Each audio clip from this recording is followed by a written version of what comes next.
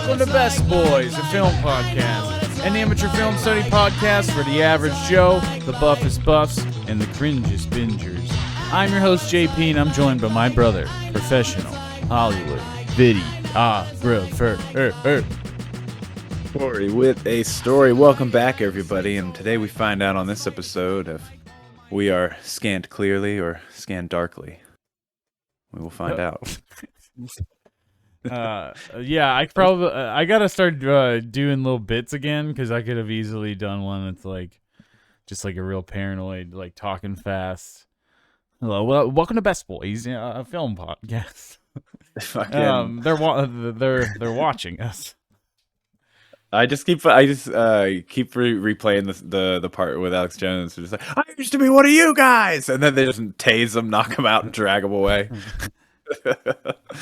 Oh man, such deserved punishment for that man. Yeah, there's so many wild things that have been uncovered with this episode, and I'm glad to have picked these.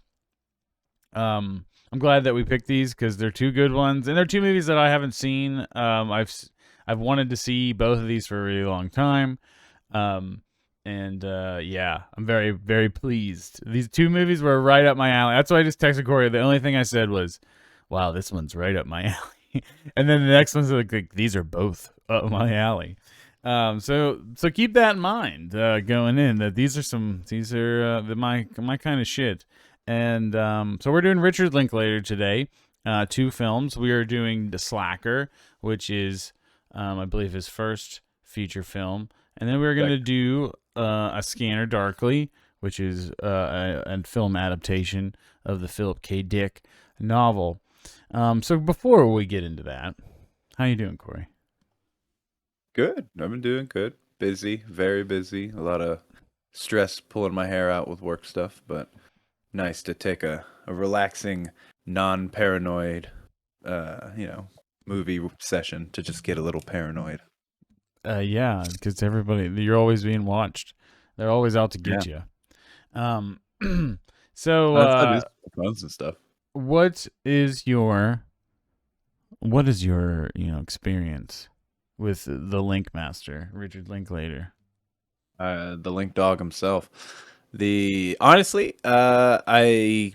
we did the episode, I've seen Dazed and Confused a bunch just because I feel like, I don't know if it's because our dad put it on or it's just we've seen it growing up on TV. Young people, when I was in like late high school, early college, people watched it a lot. I feel like it was on Comedy Central. It was on Comedy Central too. Yeah, you're right. Yeah. So I'd seen that growing up, and I remember in high school I watched with Dad A Scanner Darkly, but only thing I remembered about it was the opening and just the art style with the rotoscope cell shade animation over the film. And man, I completely forgot so much about this movie. And it's super fucking good, but we'll get to that. And then just Boyhood, and because a lot of the other stuff I didn't realize was him, like School of Rock. We've all seen a million times. I didn't know that was him. Same with the Bad News Bears remake. But Boyhood was probably the most like, oh, I know the name Linklater with this movie. And that was in college. I think I saw that and have heard and watched nothing since then. Yeah, I almost the same thing. I haven't seen Boyhood yet. I've always said I was going to, and I know what the concept is, and just haven't. But I've obviously seen Dazed and Confused. I have seen School of Rock. I've seen Bad News Bears. And I think that's it, right? So. Yeah, I believe so. That's all I've seen. So the three basic Linklater movies. I've always wanted to see the Before trilogy because it gets hyped up a lot, and I think it's super interesting. The concept. And I've always wanted to see Slacker because it's supposed to be super influential. And I've always wanted to see Scanner Darkly because I think the art style is fucking crazy, and I love it. I love it. And I'm glad that we chose these two today. I said to Kory right before is that if we do him again, we should definitely do the Before trilogy, but I'm glad that we picked these two. Because I feel like most people have seen Dazed and Confused before. I feel like a lot of people have seen School of Rock. And those are kind of like your your introduction movies, your Mm. mainstream introductions to his style. But you really, now that I've watched Slacker and Skeeter Darkly, I feel like I really have an idea of his themes and style and stuff, and I think it's super cool, and I'm glad. So I figure we should start with Slacker, right? Since it's the first one. Yeah. Real side note, I just noticed this as looking through his filmography while you were talking. His upcoming to be announced film, Merrily We Roll Along, it says once principal photography begins, filming will continue for the next 20 years. Jeez, when Boyhood's 12 years wasn't long enough. Yeah, he's trying to. Yeah, he's gonna try to up it. I mean, I get it. It's so much more real when everybody is aging appropriately in the film and everything. But it's like now you're locked in for the next 20 years, shooting on the same cameras, lenses, everything. So hopefully he And doesn't it's just die. yeah. Hopefully, no one dies. Nothing. Or I guess that's maybe he's anticipating that's part of the story. Um, like to add it in, like it's intentionally made to be 20 years long with the intent that someone's He's gonna die in it. 61. Yeah, or maybe he intends himself to die in it. Who knows? I know nothing about this, by the way. I'm just Yeah, bringing it up. that's interesting. I'm glad you put it up. The guy definitely likes to age, to see people age in films, and because it feels real. It kind of, and honestly, it makes life kind of seem a little bit shorter when you look at it in such a wide scope. Um, I think that's super interesting. But neither of these movies deal with that really. Um, and I think that's cool too that he has, that like even though it's become a defining thing for him now. Um, that like his base movies are really have nothing to do with that. Yeah, Um, he just kind of like fell into that as he was going along. so all right, Slacker. Slacker came out in 1990, correct? 91. Well, that's 90. the thing. I watched this on the Criterion Collection. It said 91, but Wikipedia said 90. So apparently it premiered in Austin locally, like local film Hmm. festival at July 1990, and then it had a wider release in 1991. Well, that makes Um, sense. so I think well, I mean, I think it's good to keep that in mind because then you know that it was probably filmed in like 89. Um, Hmm. and which is the year that I was born, coincidentally. So I always kind of really am interested when there's a movie from around when we were born because it kind of reminds me of what life was like, and it was different, but in a lot of ways it was the same. Yeah, Um, there's so much of that. We'll touch on later. but yeah, this movie has a frick load of style. It was made on $23,000. And grossed a lot more than that, 1 million and change.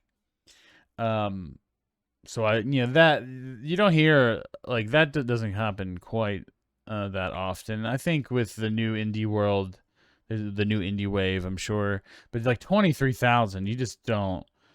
I don't hear about movies getting made. I'm sure even for inflation, that's nothing. Like still nothing, right? No, I mean that's the Clerks, which came out a couple years later, so it was made for 25. It's the Oh same yeah, deal. that's same deal. Pretty much same deal. I Hmm. think this movie But looks better than Clerks. Clerks has this a style the way it looks, but yeah, they're on the older black and white film and cameras for Clerks. Uh, but the the color of this, yeah, this looks better though, even though it's older. but there's a lot of style in it, and this movie is credited along with apparently Sex Lies and Videotape by Steven Soderbergh as kind of kicking off the indie wave in the 90s. And Kevin Smith, actually, that you've mentioned it, is says that he saw Slacker and then he decided to make a movie and made Clerks. Right. So, and you can really see that. And I brought up, I think, I don't know if it was the beginning of this or if it was before the podcast, but I brought up Noah Baumbach's Kicking and Screaming, which is definitely in this vein of movie. I think there's a lot of DNA with this in the mumblecore movement, which I would love to do an episode on someday if we can stay awake for it. And I'm just kidding. and but yeah, I think that's really interesting because I really like the style. It's something that I've been drawn to.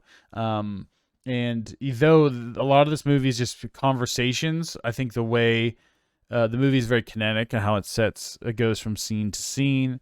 Um, I don't know, Corey. Do you want to explain the like the main gag of the movie? Yeah, it's like a every how we transition from scene to scene is just like you follow one character as he ends like leaves a scene and walks into something else, and they like that person passes by another group of people or joins in with another group of people, and then that's our new story, and it keeps doing like that, so you're never held on with one character for more than like a couple minutes.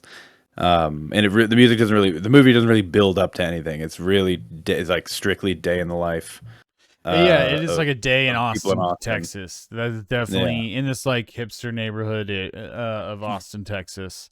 Um, and just like and it's not really designated neighborhood; it's just Austin in general. But it really reminds me of my time living in Bloomfield and Lawrenceville, and around the Bloomfield area in Pittsburgh, which is kind of Mhm. like the art, what became the arts area a few years, like 5-ish years ago, and living out there and just like hanging out with people and talking about politics and talking about art and music and film. And it's honestly why I'm doing this podcast now. It's why I am as interested in talking about this stuff, because it's kind of what everyone was doing. A lot of people didn't work. A lot of people had money from parents, or they were going to school, or whatever, or they were very, very poor.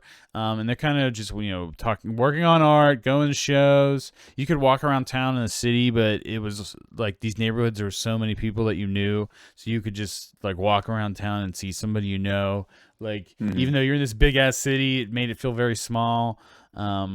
And but at the same time, like a lot of these people are talking out of their ass, and there's conspiracy nuts and just people with wild ideas and more radical ideas, and more fringe political things. You're gonna run into anarchists and communists and what have you on a pretty regular basis. And I think it really, in the context of today, it really, there's going to be some things I want to talk about, but I don't want to get too ahead of myself. But yeah, this movie definitely resonated with me on a personal level of just my time. Like if you wanted to know what it was like living, it's not really much different. You just had technology and the internet, so everyone could still talk to each other online, even if we weren't seeing each other in person. So that Mhm. adds a whole nother element, but it's the same kind of idea at its core. Um, but yeah, I love the transitions, because I think that it made like it might have been too boring for some people without that. And it's like, oh, you're Mhm. when the scene would end, you'd kind of wonder, you know, if there's multiple people, like where is it going to go next? Like who's it going to Mhm. follow next? Because you didn't. It would follow one person. It would follow two people. It was very. There wasn't really a consistent flow, and sometimes the same person would have multiple scenes. Sometimes they'd Mhm. have no scene. Like you just see them walking down the street and like, oh, what's going to go on with this person? And then it immediately cuts to another person walking. It doesn't cut, but like they're walking across, and then it follows the other person. And Mhm. I really, really liked that because it kept you on your toes, and it felt it gave it some it was unpredictable. The movie was a little unpredictable, though it was kind of it was very chill and minimal, very, very minimal in its presentation. Otherwise than that. Mhm. Yeah, it's very it's just a talkie. It's all these transitions are just to get us into another scenario of just more just plain folks a day in the life conversations. This is just supposed to, you know what I mean? Like everything is just this reminds me so much of just like and I granted I didn't live down in that area, but it reminds me more or less from high school where you just ride your bike everywhere around the plaza and meet up with people randomly and just to shoot the shit, join groups, leave groups, break off, do whatever. And it was just everyone just sat around and talked and bullshitted versus like I feel like now it's so I don't know if it's because of age or technology or what, but it just like this felt so almost like long ago for me, where everything now when people hang out, half the people are usually on their phones, and the ones who are talking usually are just everyone's just talking about the same thing, work, and But what they're. I think that still happen. Like this still happens in these Oh, I'm kinds of sure it does. areas. Like I think, Oh, like, for because that's what sure. it's trying to say is like everyone's kind of in the same area and they're all interested in the same things. Art, politics, intellectualism. Academia. They're all Yeah. going to college. They all are graduated college. They're in the going to grad school. So many people just trying to just make it doing music. I mean, that's a very interesting. I think it's a valid feeling for you, because that's taking you back to an older time. But then like Yeah. anyone that's gone to college and kind of interacted with the college campus, um, Hmm. it kind of is like this, but it's very different when it's in a city because the Yeah. campus kind of blends in with the actual city itself, which is a way different thing if you go to college in a city. Because yeah, like from house to house, you could have students, you could have old people like Yinzers for Pittsburgh. Hmm. You could have just different kinds of or just like dropouts. You could have people that didn't go to college and just trying to make it as artists. You could, or people that are just working. Just the diversity and melting pot, but it all kind of like there's these gradients and areas, and I don't know. I think it's captured in a really accurate way. I know it's isn't the only movie that to like um kind of touch on these kind of things. I keep thinking about Kicking and Screaming, from Noah Baumbach, which I think I like this movie a lot better. But it's a similar kind of idea where that's like a college. It's a bunch of people graduating, or I don't remember if they're graduating, if they're finishing grad school or they're undergrad, and they're just trying to figure out what they're gonna do next, and it's just everybody's sitting around talking and stupid scenes. Dazed and Confused. This Slacker also feels a lot like a proto Dazed and Confused, where Dazed and Confused is like a '70s high school and this like group. An area and like people engaging in whatever partying and music and like what the freshman hazing and whatever. It's like trying to capture a vibe and a time, and Hmm. that this does the exact same thing in a really cool way. And if you just want to immerse yourself in a world, for me it's something very familiar to me, but like for others it might be something out of the ordinary. And even just reminds me of me and Riss, my partner, or me and friends. Even now, we probably do this shit online, like you said. Like we probably do it in a Discord chat, but we're just sitting around, smoking or what have you, and talking Hmm. about art and talking about video games or talking about movies, talking about politics, current events, shit. Yeah, the one about the voting turnout, I was like, God, I literally had this conversation with people before, or Yeah. even the conspiracy stuff. Because there's a ton of conspiracy people in the movie as well, like mixed throughout. Like I think when you're gonna have a lot of people engaging in fringe politics, you're also gonna have conspiracy people in there, and Hmm.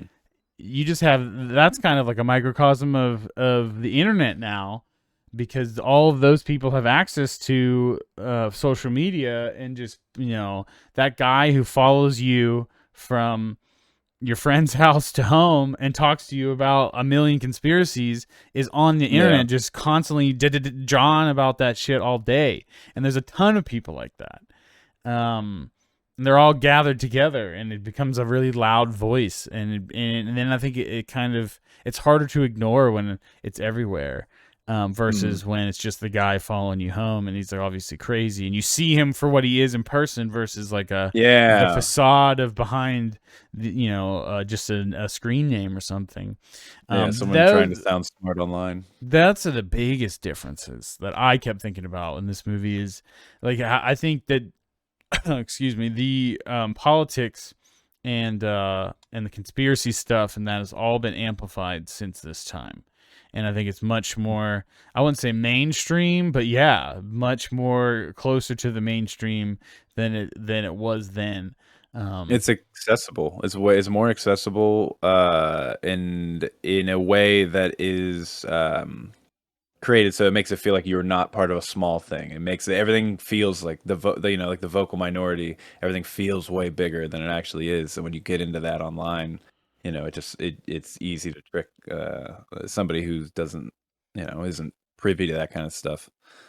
Um, I I would feel say. I mean, that's Yeah, I sorry. absolutely agree with you. No, I absolutely agree with you. I'm compelled to like just, it's hard to talk about this movie because it's not really, it has no plot. It's just a vibe. So I can Yeah. just Oh, really just, 100%. I I can just said really, that last night. I was talking. John came over last night, and John had seen this movie, and we were talking about it. We were telling Kylie about it, and I was just like, yeah, the movie it's just all talking. It's just vibe. Like it's just the entire movie is just vibes. but it's Uh, it's done in an entertaining way. And I think that's what makes it special because this easily mhm. could have been much more boring and like, it's fun and it could have been a little more flat. It could have been a little more serious or something, I, a little bit yeah. drier.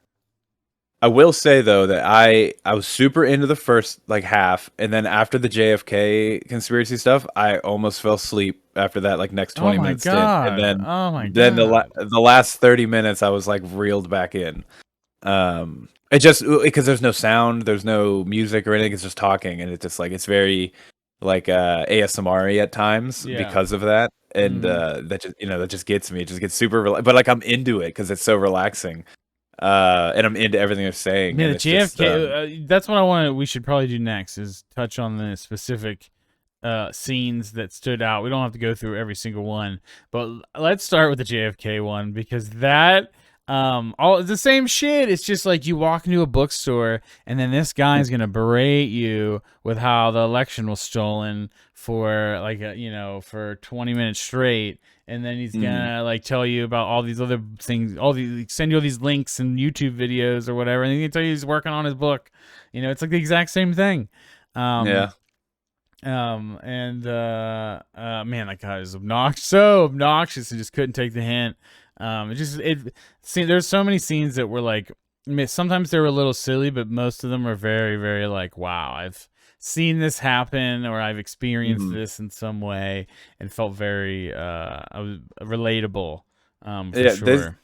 This movie showed that everyone in Austin apparently has unlimited patience, but also the disregard to leave a friend being talked at by a stranger. There's so many times whenever like a random person comes up to like a what you would assume is a couple like at the bar talking or whatever, Yeah, and then the one dude just starts like talking at the girl, and the dude that the girl's with is just like, all right, well I'm gonna go, and yeah. then You just try leaves. the thing at the end that happened at the end. um, it happens. There's like similar things like that throughout the movie, where it's that bar one is at the end, but there's things like that throughout, where it's just like, all right, I'm just gonna abandon this person I'm with, and they're fucked, and I'm gonna Well, go it's on like they're going not. away. Then it reveals that they didn't actually like come here together or something, and the guy Yeah, like they're yeah. about to split up or something, and that's what I think I have an idea of what the scene is, and then at the end they'll split up, and I'm like, oh, okay.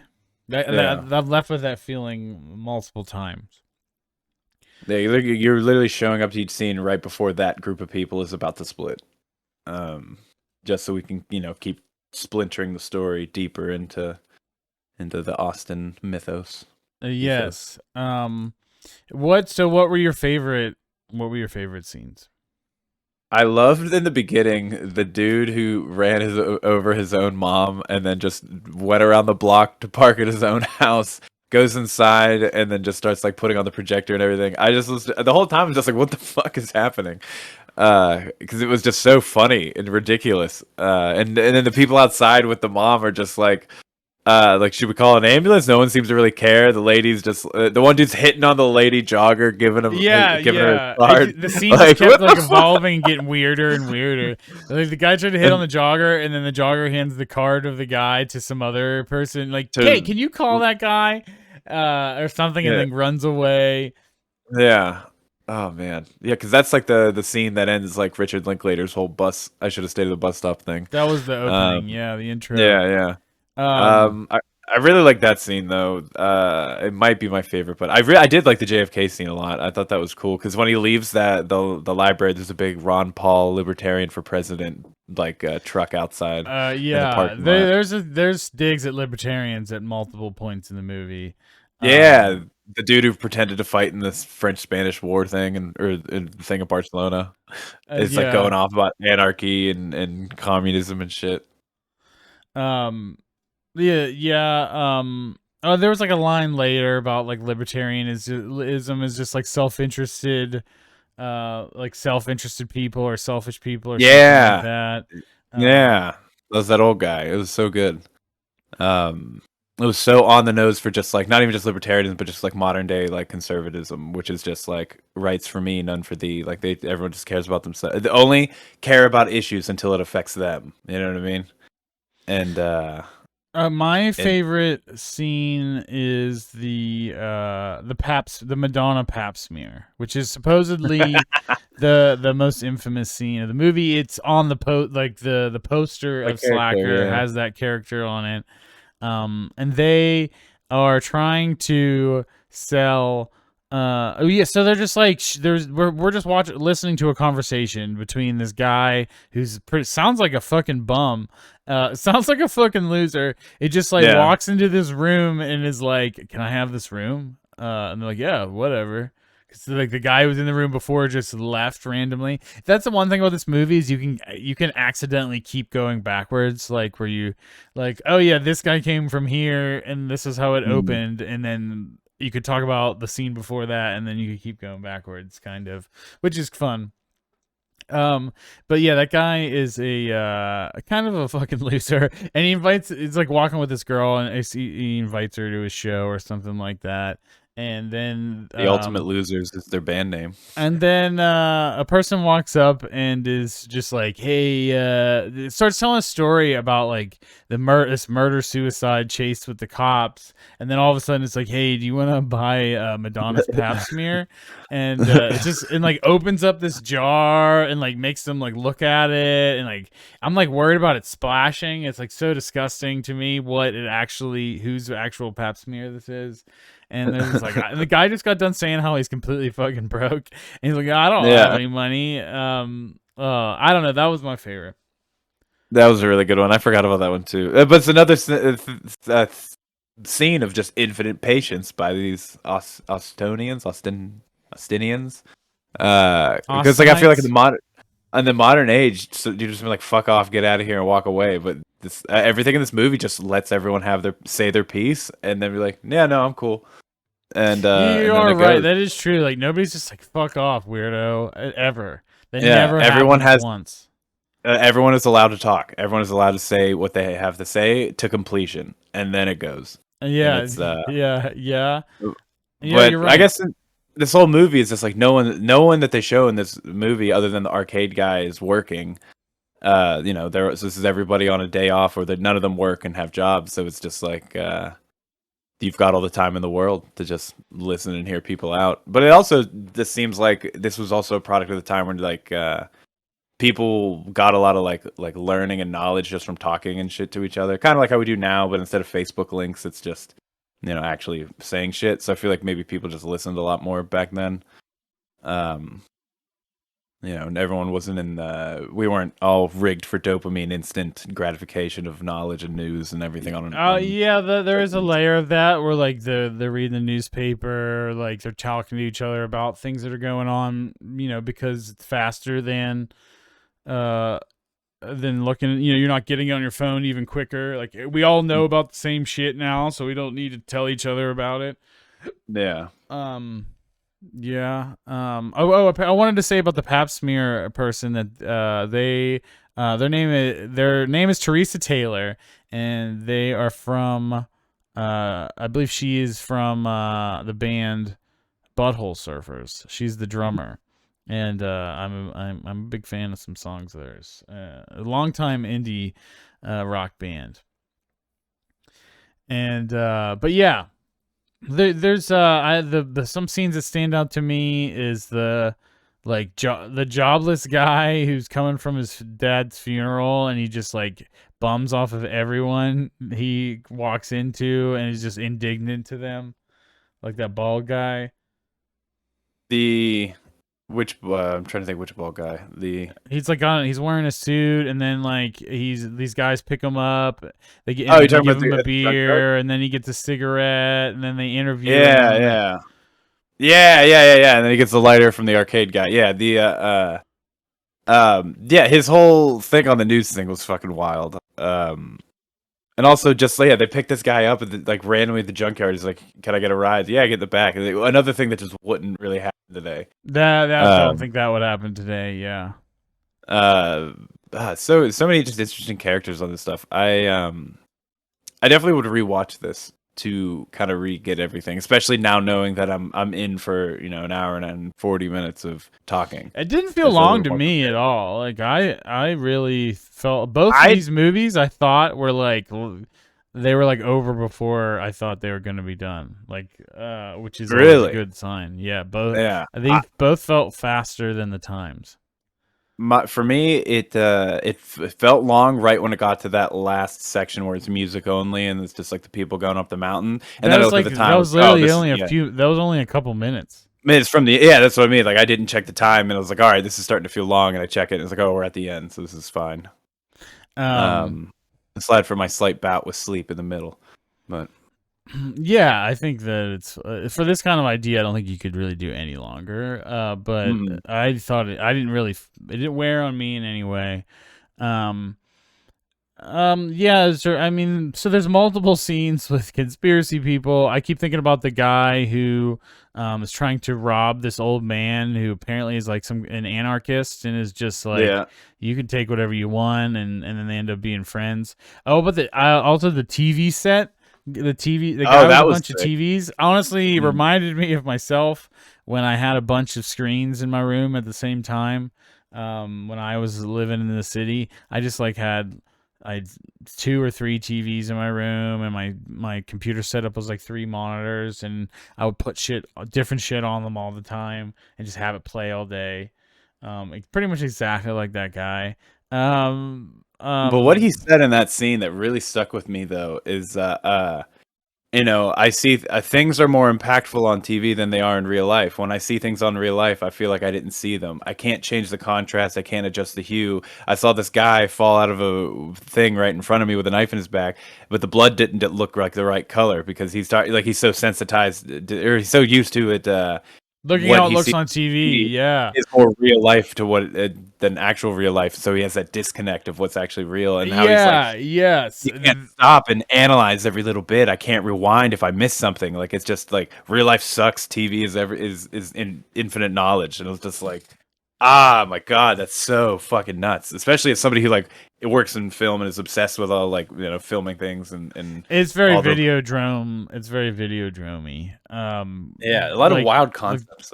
yes. I really enjoyed that one. I'm trying to think. Is there any others that stand out to you? I'm trying to remember. There's just it's one of those things where it's like so many that when someone picks one out, bam, I remember the entire thing. Because it just doesn't really like it stops, but it goes at the same time. If that makes Yeah, sense. it doesn't really like it keeps flowing. Like even though there's slower scenes, it just doesn't stop moving. Which I think is what makes it so effective with its style. Like if you want to make a talkie, this is a way to make it entertaining still. So to visual, like kinetically and visually. I mean we can we can wrap it up on this. Trying to think. I'm going through like the different things. Like the guy talking about being on the moon since the 50s was funny. Oh, That's the guy who follows the yeah, one that's the man guy that home. follows the guy home. Away. With Uh, the million conspiracies. One thing that was interesting was a lot of his conspiracies were about the environment, and like the ozone and oh, how so that. much global warming stuff. But Yeah. it was brand new. We just learned about the ozone layer being eaten away when we like right around when we were born. Like Mm. so. It was brand new and it was a big deal to everybody, and then it became politicized and about climate. It became about climate change, but it used to be framed around like we're destroying the ozone layer and it's getting hotter. There was like the scene with the couple that were inside.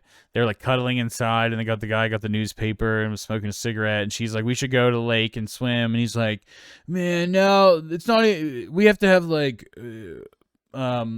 Sunscreen and whatever, and it's like premeditated fun. He's like, the sun's ultraviolet rays are so oppressive, and like, because I guess it I used to forgot not about be this. like that. He's Yeah. like referring to it not being like that before. And I don't know, I thought that was super interesting, because it's always been like that for us, and it's kind of just been become an accepted thing. Riss, my partner, brought up that you hear people complain about having to wear, sunscreen or whatever today, but they don't realize that it actually has to do with climate change, and that kind of stuff. I don't know. Thought that was interesting. Yeah, the line that he says where it's they say scientists said we got 100 years left. Fuck that. I think we got 20 to 30. And it's like, yeah, because that's actually happening. We accelerated way quicker. We beat every estimate that they originally had for us. Every year we're accelerating exponentially.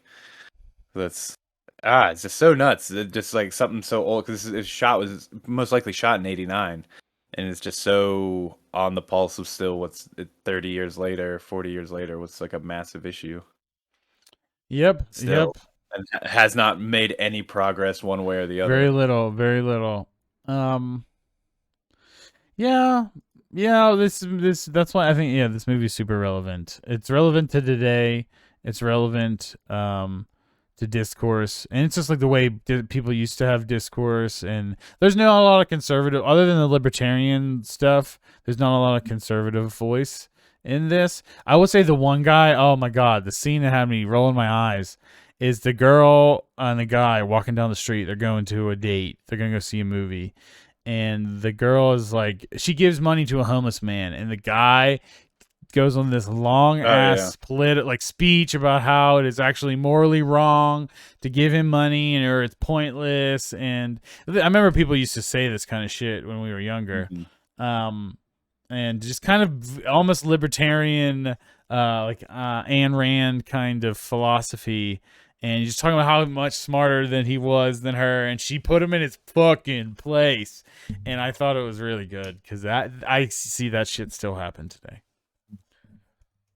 Yeah, it's I don't know. This movie also kind of made me sad in the aspect of like I really kind of it really as somebody who like left social media a couple years ago and still like I'm trying like I still haven't really officially come back as much as I try. Man, does it just make me miss like just normal like life pre social media, pre like where we as much as I love technology as well.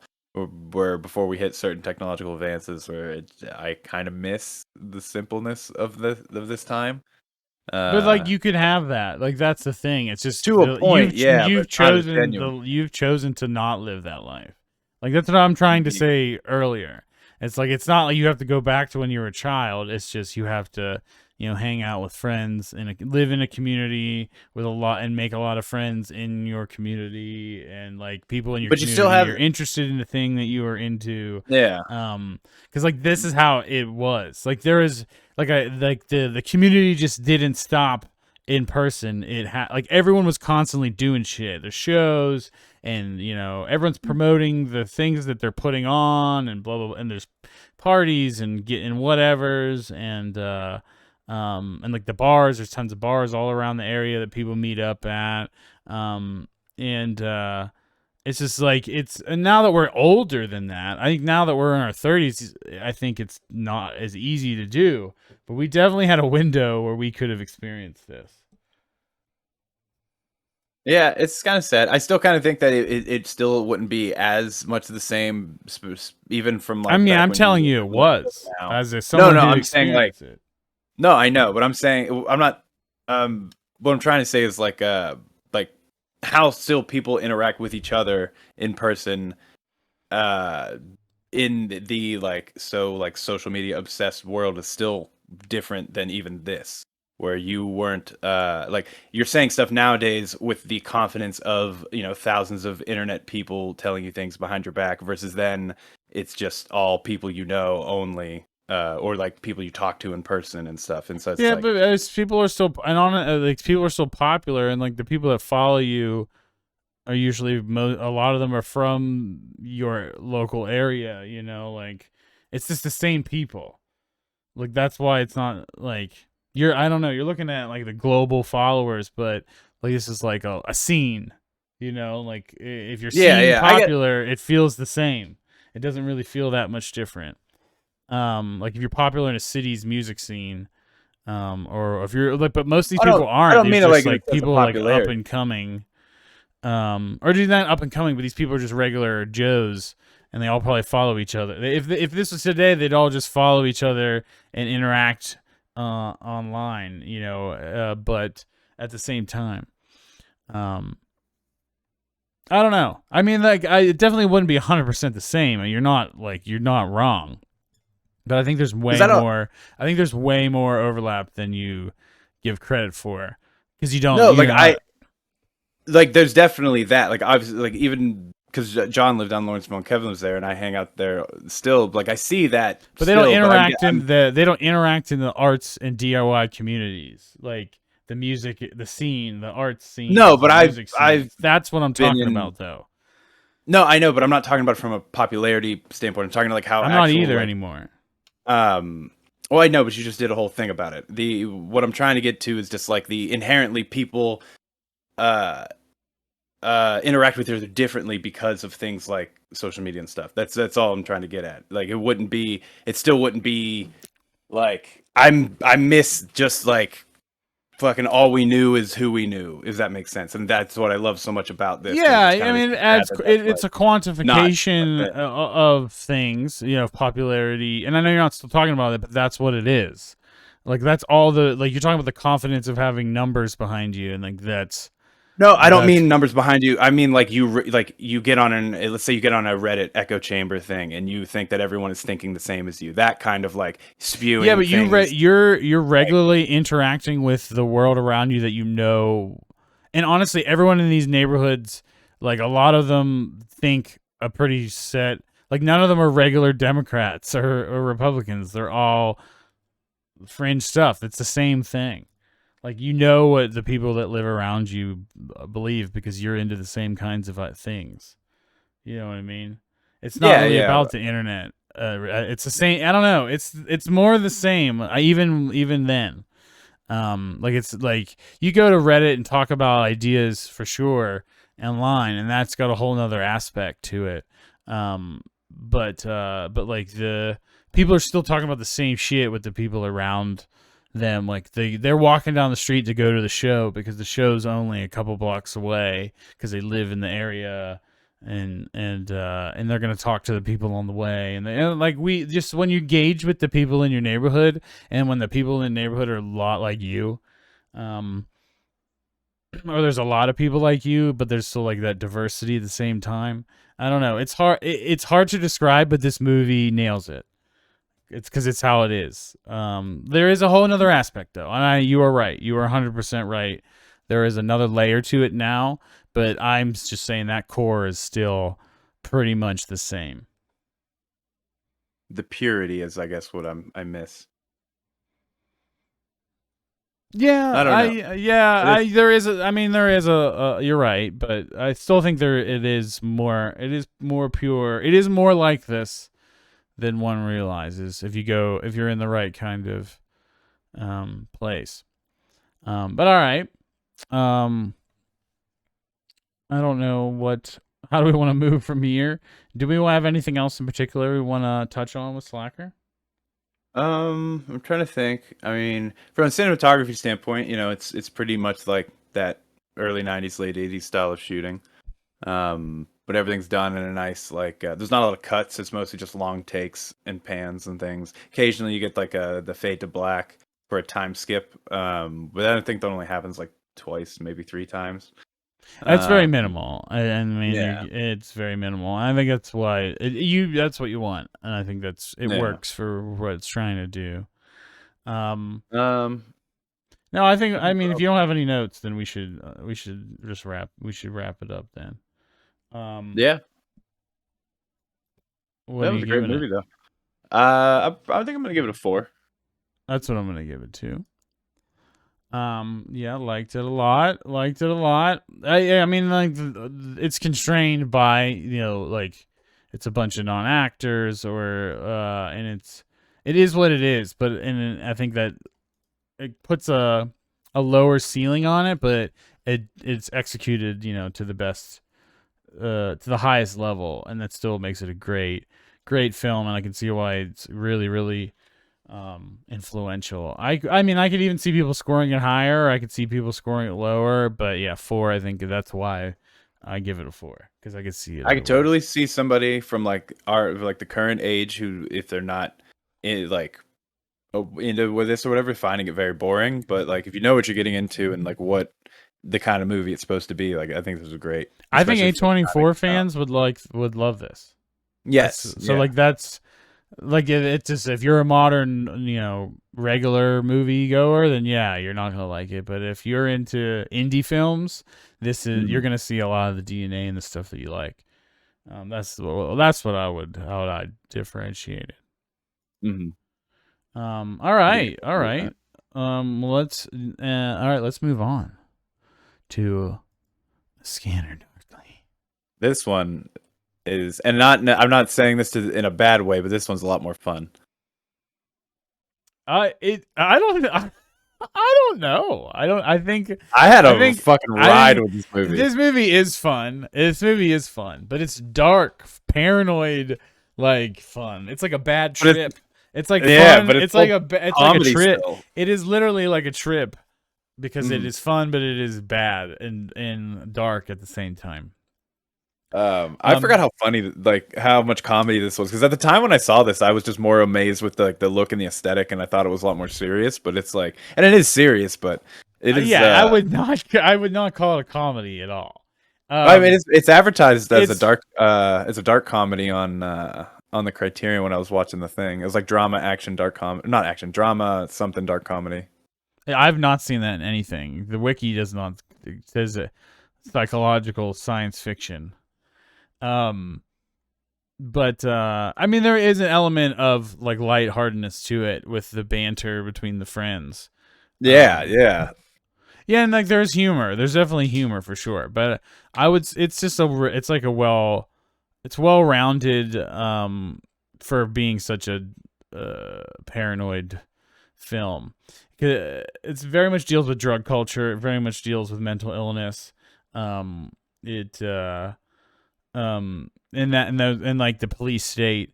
And honestly, it's very thinking about it in 2006 in a post Patriot Act 9/11 world. There's a lot of people talking about police state stuff.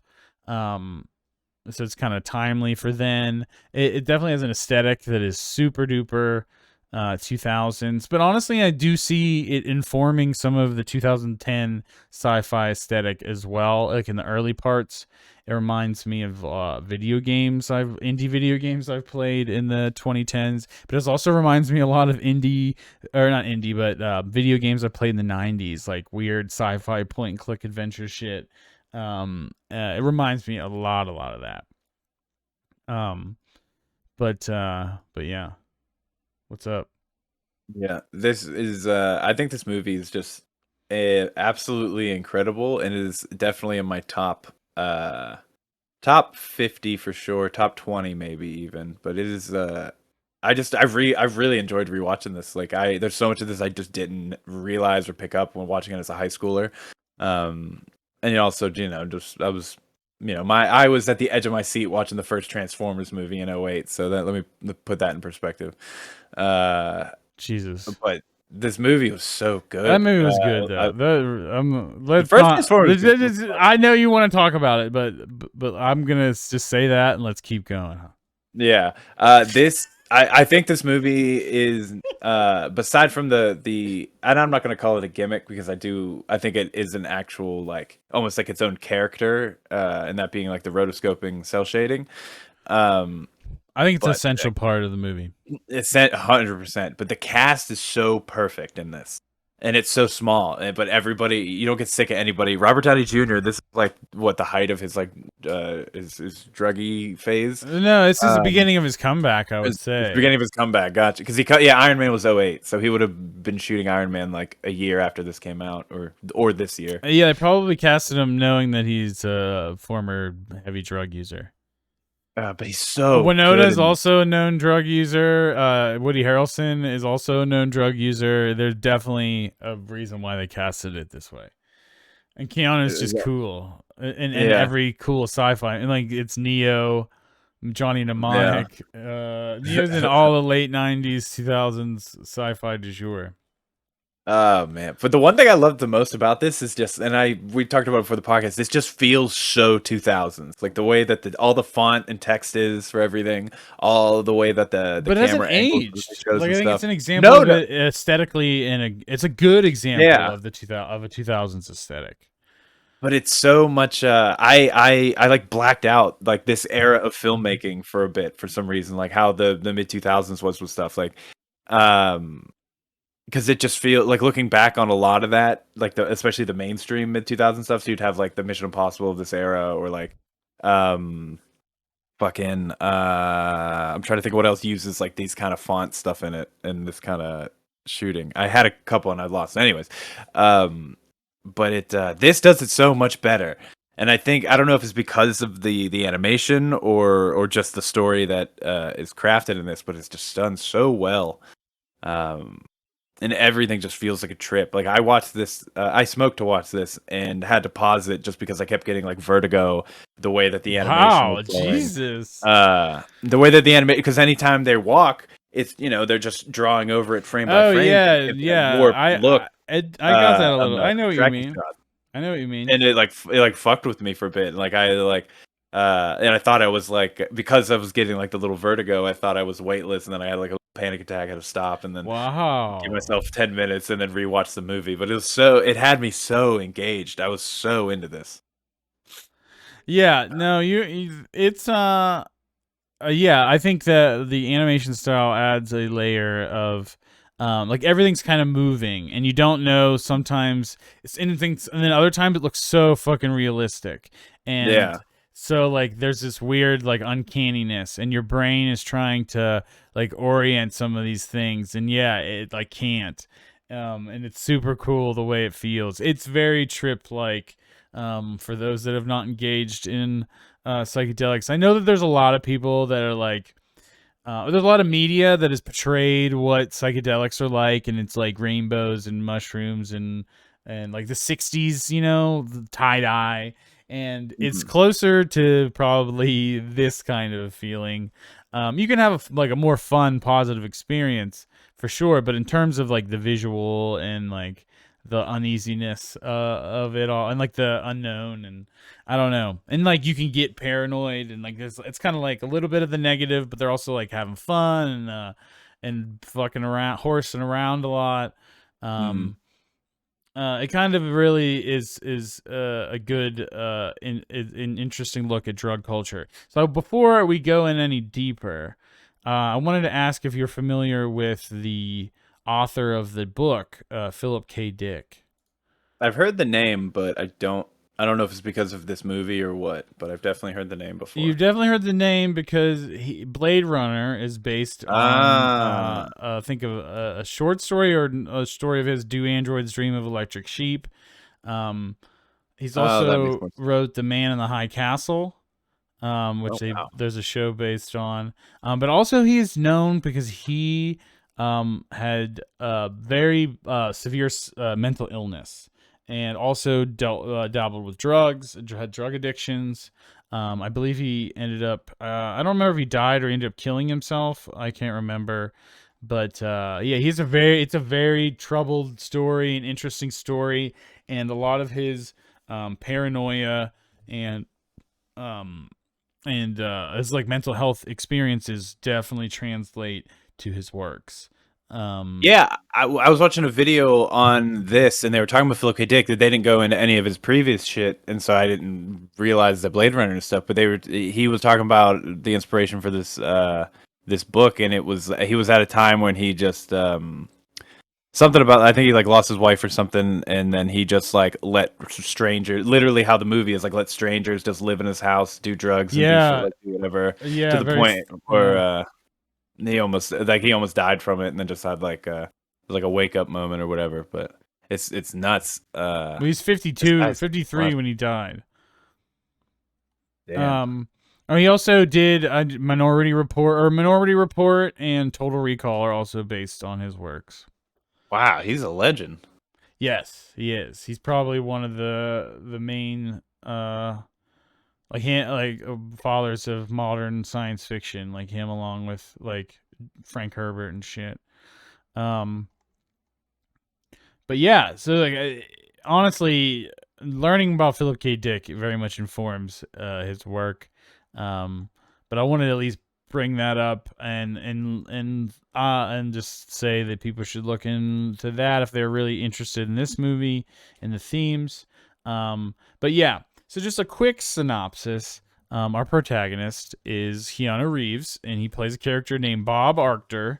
And but secretly in this world, the police are not like the undercover police. They wear these like stealth suits, I would call them, but they make you look like anybody. I thought that they were supposed to make you look like specific people, but it seems like all they're supposed to do is make you look like nobody, and so no one can figure out who you are. And disguise, Yeah. like the ultimate disguise. They're really Mhm. creepy. And I really like they're constantly shifting like parts of your body, like and honestly, one of the coolest parts of like the art style of the movie is the shifting suits. And but yeah, so his name is Fred when he's a police officer, and none of the other police officers know his real identity. And they have him as an undercover cop, and it's weird because he gets assigned to monitor himself, which is Yeah. weird. And you think you understand why, and they reveal it's like a red herring that they're actually monitoring his roommate. But it's like super paranoid, like and meta, and like he's doing drugs and he's watching himself as a cop doing drugs to catch himself in this conspiracy or to like this big drug dealing thing. And his girlfriend is supposedly this like high up whatever person Mhm. for drug that has connections to the substance D, which is the name of the drug of the story. It just gets really like kind of starts spinning in on itself, and you kind of lose track of everything. But it also then it gets clear, and it's I think we're meant to feel kind of how the protagonist feels. Um, but I don't know. I really enjoyed all that.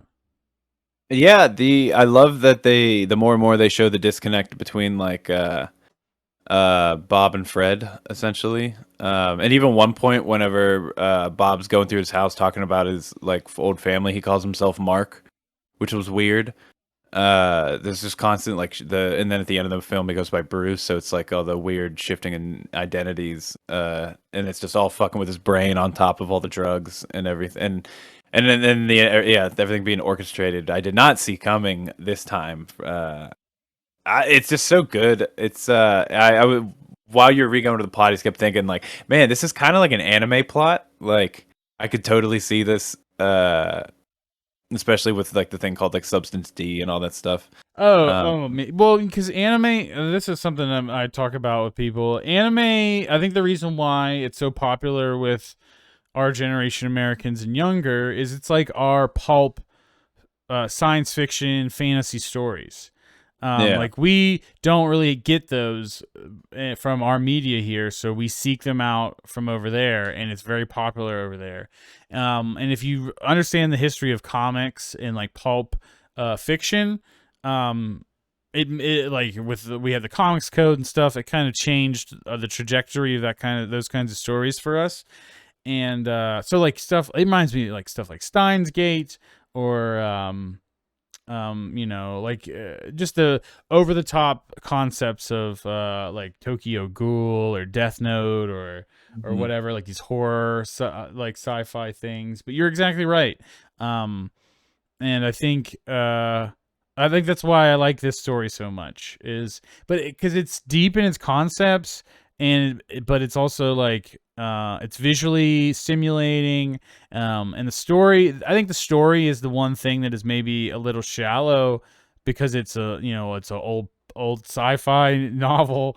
Um, Mm. but that's okay because it's more about the concepts than like what the actual story is doing at the end of the day. Like Mm. there was I think the twist is really cool, but the characters at their end of the day are pretty flat. Um, because it's just the nature of it being a genre thing. Um, Yeah, yeah. and I don't think Yeah, that's a problem for me, but I think for some people that might be a problem. yeah, I mean, like there's only four really main characters in this movie, four characters really in this movie, and two of them, are one-dimensional druggies, but like that's they need to be. That's their place for this to like But work. even Because I feel like yeah, yeah, and even Barris what is one dimensional too. that's what I He's mean. really, That's what I'm talking about but like specifically. you're in like Luckman and I forget the name of the other guy, the guy that's in the beginning Oh, with the the cockroach bugs, guy. Yeah, cockroach Rory guy. Like something.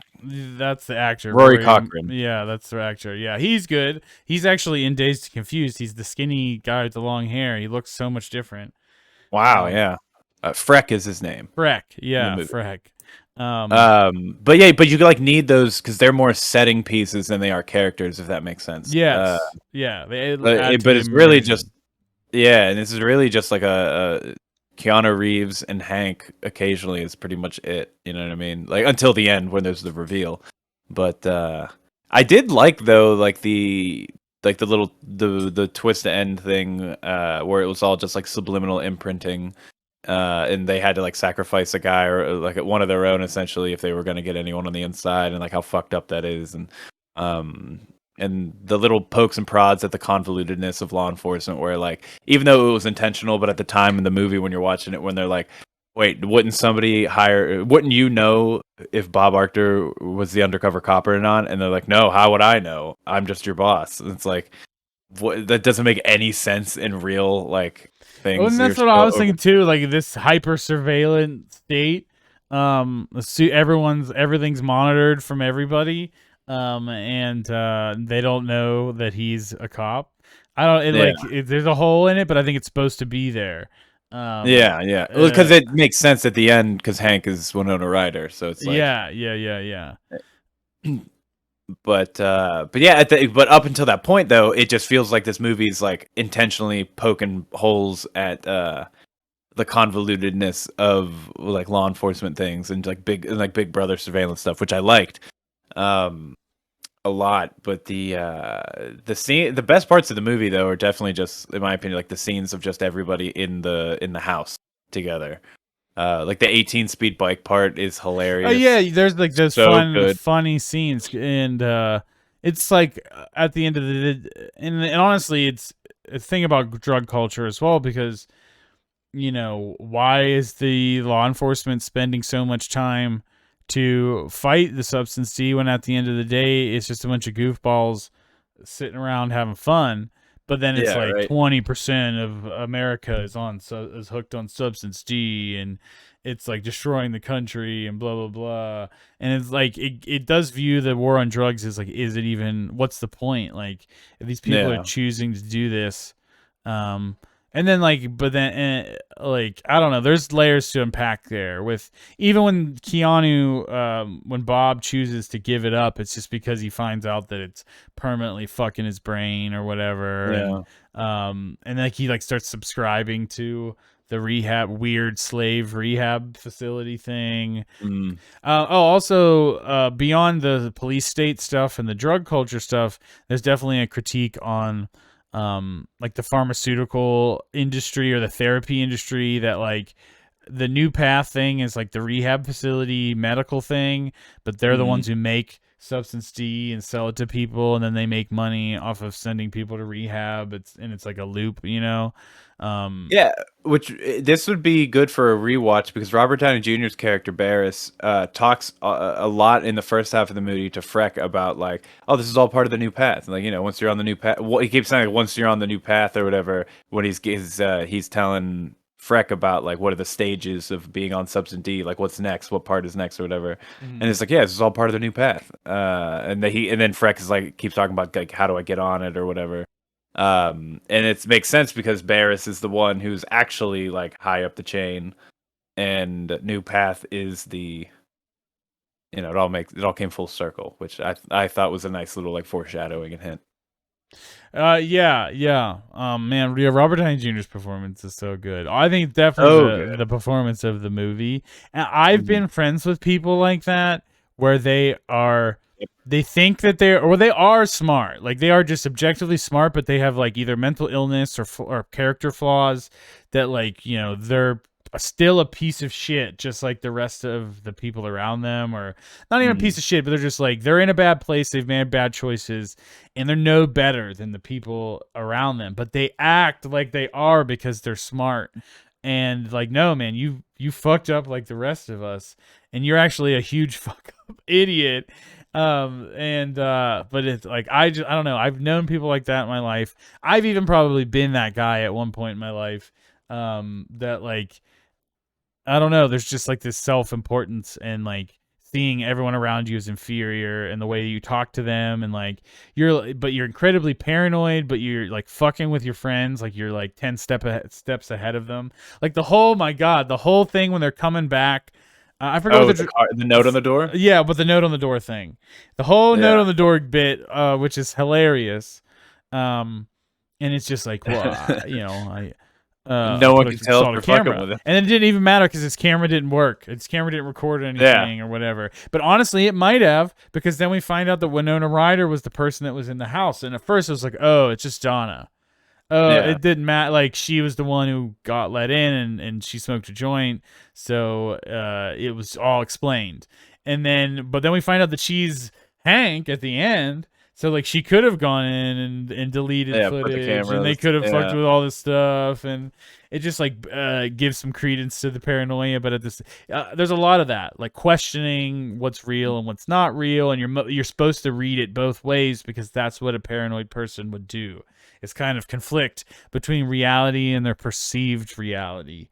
Um, and like the drugs play into that, and I don't know. I think it's super cool and relevant to to today, and just all about mental illness and drugs, and the way the government treats drugs and policing, um, and the police state, and all that. I really enjoy this, and the art style holds up, the aesthetic Mhm. holds up.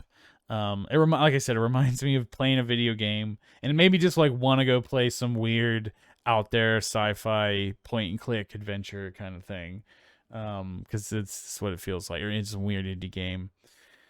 Um, but yeah, I just these kind of movies just always inspire like whereas like Everything Everywhere All at Once inspires me to be my as much as myself and the creative like wildness I want to do, but this also is inspiring to know that I can make something really cool with a handful of people like in a room. You know what I mean? Does that make sense? Like these, you don't yeah. need like Slacker is technically a big ensemble cast, but no character matters individually in the movie. It's just I was all gonna say that. I feel like conversation.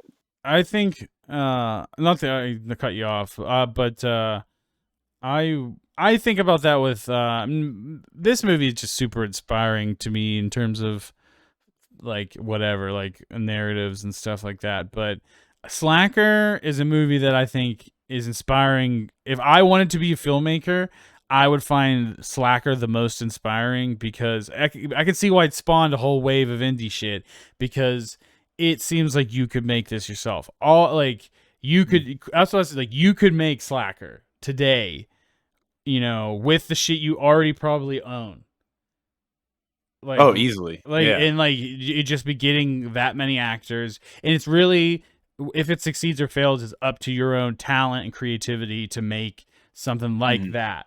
I know that those kind of movies aren't your kind of movie, but like I think it just shows that you don't need to be limited by like a grand genre film. Like, I mean, Mhm. like you're limited, but like you don't have to wait to find the funding to make a big film if you want to make something good, that you can with nothing, not nothing, but with you or what you have already. And I think Yeah, that's interesting.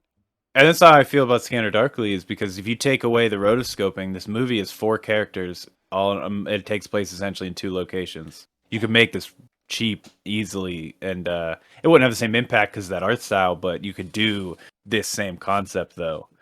Uh, because it's all about just well written, realistic. I feel like conversations between characters, and like the Yeah. every conversation that these guys have in the house is so like I've had those exact same like in college and living in Los Angeles or whatever, just being in a room with a bunch of people high, just fucking rambling, and it's just so real, and so he does so. This guy is so. I know that's his whole thing is realism between like aging actors up and whatever, but everything is just his dialogue is so real.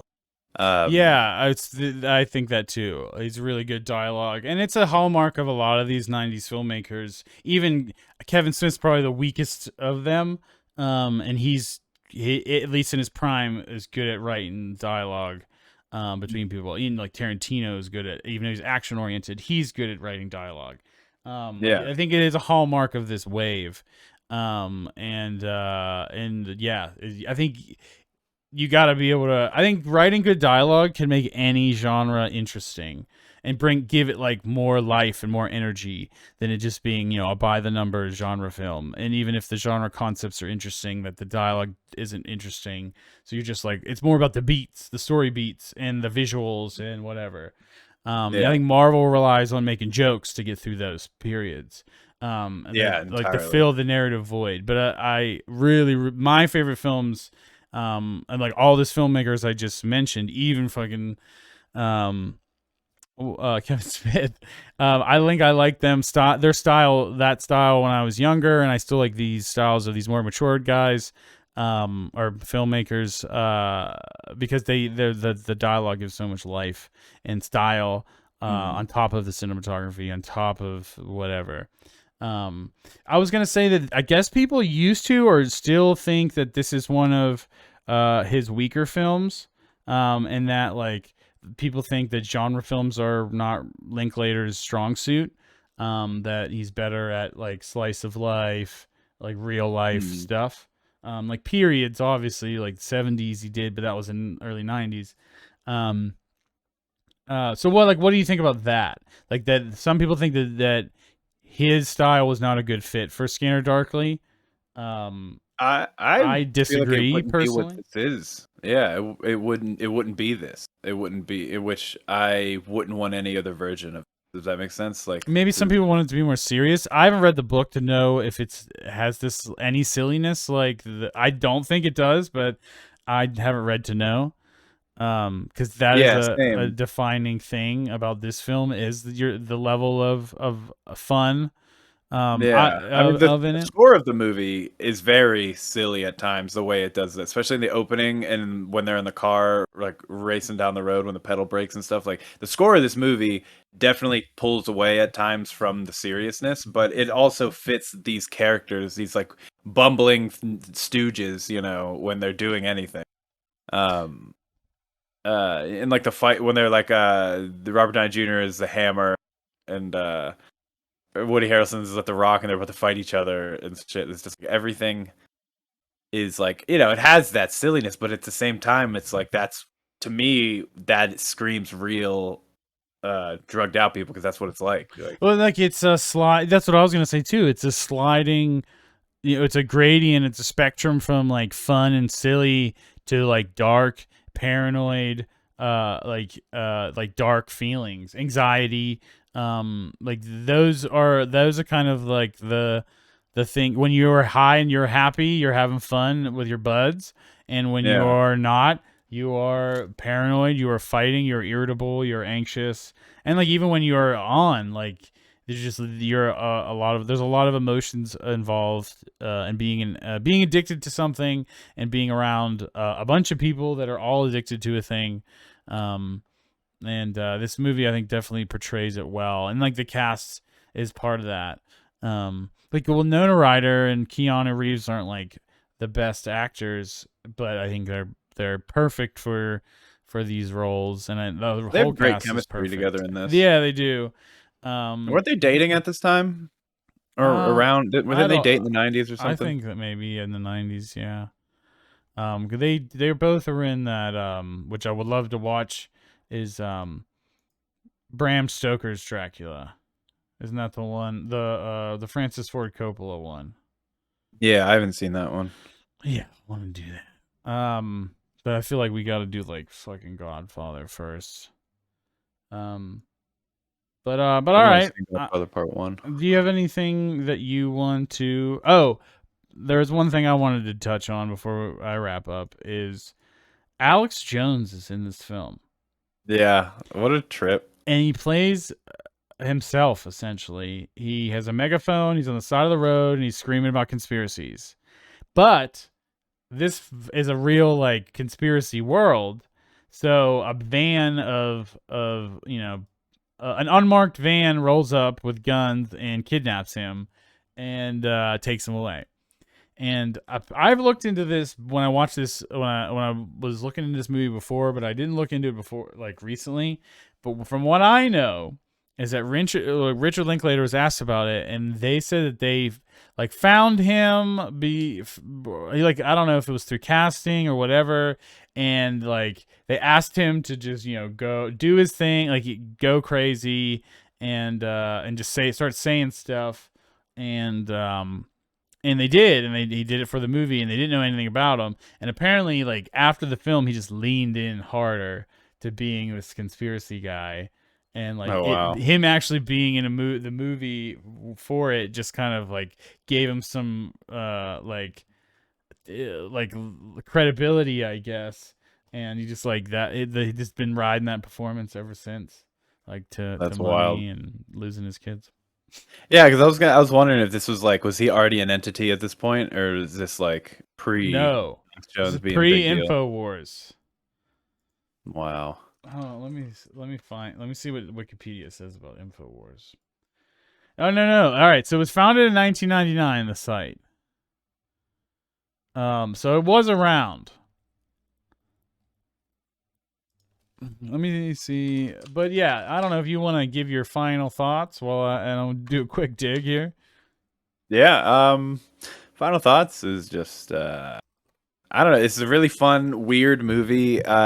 Just if you are the kind of person that not motion sick, but just like if a constantly wiggling and moving screen is affects you at all, like this is that the entire movie.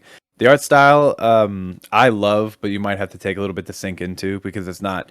While it looks like animation, it flows like proper 24 frames per second, so it doesn't have that choppiness that normal animation has, which I Mm. love about this. Um, but it's just super fun. It's all I know. It's not meant to be entirely a fun movie, but it is a very fun movie, and it is a good. I still would say this is a dark comedy, with it mixed in with like psychological. But it gave it. I honestly love this. I'm torn between somewhere like a 4 and a 4.5, to be honest. So okay, I found an interview from the Daily Beast from 2018 with Richard Linklater, and he recalled the time where Jones' wacky radio show was a favorite among stoners and the culturally curious in the 90s. And Linklater cast him in films Waking Life and A Scanner Darkly. He was this hyper guy that we'd all kind of make fun of, Linklater recalled. I just thought he was kind of funny. Um, I talked to him a bit during the Bush Cheney years. He always positioned himself as anti. So when you're anti, he's your bedfellow. He said, I was surprised to see him position himself as a defender of a regime. He's a bomb lobber. He's a blow shit upper from the outside. Um, I would never thought I'd see the day when the president of the United States knew who he was, much less going on his show. It's crazy, it's insane, but it fits our times. There you go. That's wild. Yeah, it kind of like made him bigger somehow. Apparently, he did like his shtick on radio, and then he moved to then he had the website, and then he moved to YouTube. I think started just becoming a thing after 2006.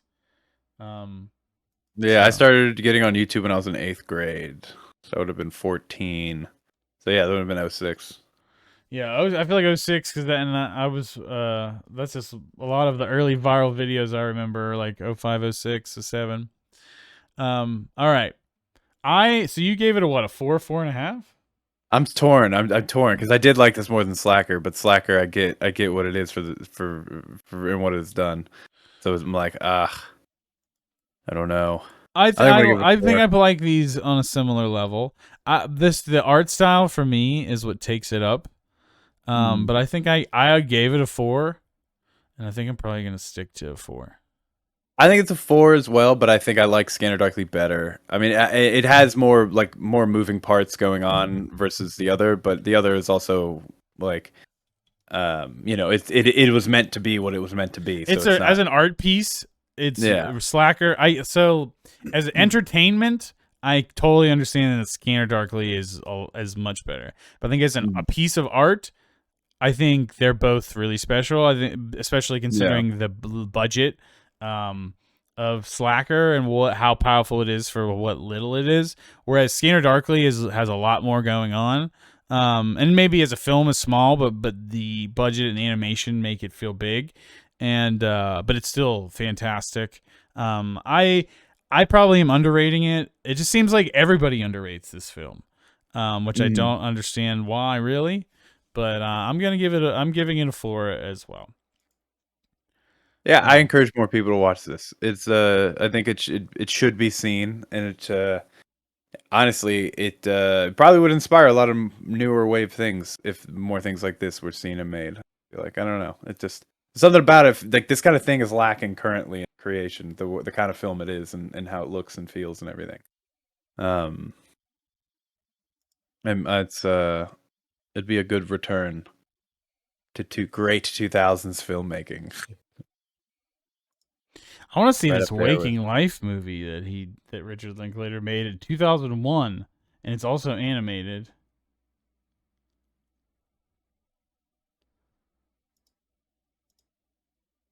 Huh. I'm gonna have to look into that. But all Mm. right. Well, we can wrap it up here. So next time, I don't know what you would like to do. Boy, I'm thinking about Noah Baumbach after watching this. But if you have any requests or suggestions, I'd be Oh, happy to we hear had them. something picked. We had something picked out to Oh, do after this one. Cronenberg. That was it. The new Cronenberg movie's All out, right, which I it's thought that not. guy I was think dead, it's to be honest. already missing. I think it's already left theaters. Um, Hmm. but we'll figure that out. So we'll do the new one, which I've heard mixed things about. And then we were gonna do The Fly, since neither of us seen that. Have seen that. I've seen a lot of his weirder ones, but I've not seen that one, which is his most critically acclaimed. So Jeez, we're how did gonna. he make a new movie? He is 79 years old. I mean, Scorsese's still making movies, Yeah, that's true. This is wild. making good ones too. Yeah. Um, Crimes of the Future, that's what it's called. yeah, I remember like the marketing stuff was like this movie made everyone walk out. All Wow. right, it's still in theaters. Yeah, it's playing at the waterfront.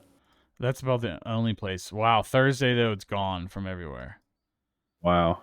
So if I'm gonna see it, we might be fucked on this one. But if we do, we'll just change it to something else, and then we'll Hmm. do an addendum or something later. Yeah. I mean, Well, I mean, we'll change it. We'll just do a different Cronenberg movie, and then we can talk about this like in a little small snippet in a future episode. We'll figure yeah. it out. But we're gonna do Cronenberg. We're at least doing The Fly, and we're gonna try to do Crimes of the Future. Cool.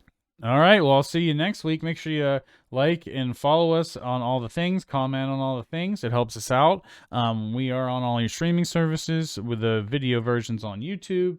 You can follow me at Slob Thomas. You can follow him at Kory with a story with a K.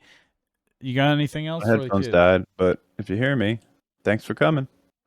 All right. Have a good night. Bye. Woo!